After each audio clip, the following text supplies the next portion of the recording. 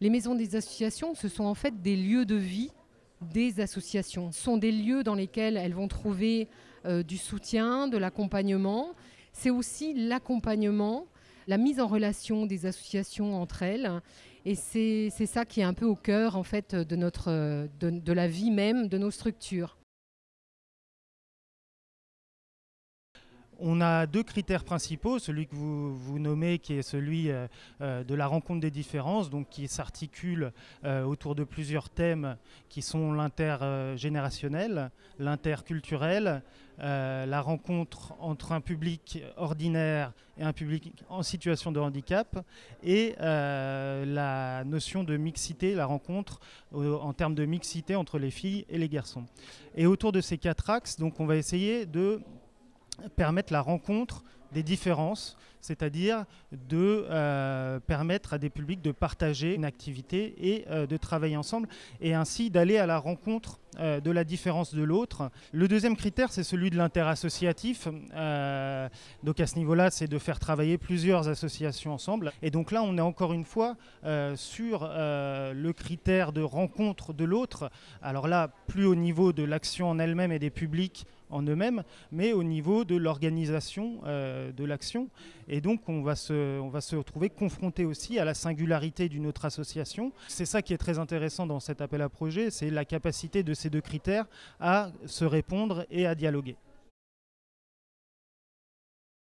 Les associations sont par essence des amortisseurs de crise.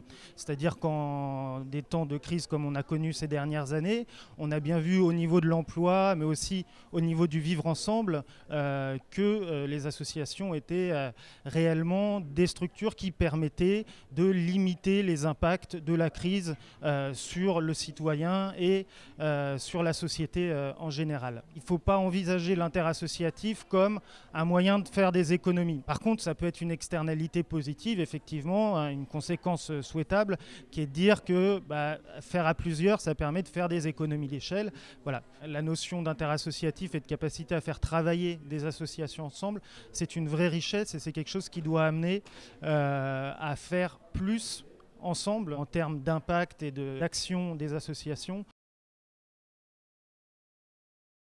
Le partenariat a bien fonctionné parce qu'il a reposé en fait sur 3 piliers. Le premier, c'est la volonté de la Fondation SNCF de travailler un peu différemment des habitudes que peuvent avoir les fondations sur certains appels à projets. Le deuxième pilier, c'est en fait l'effet incitateur de l'appel à projet sur l'exigence même de l'interassociativité. Donc ça, c'est quand même assez particulier, assez innovant.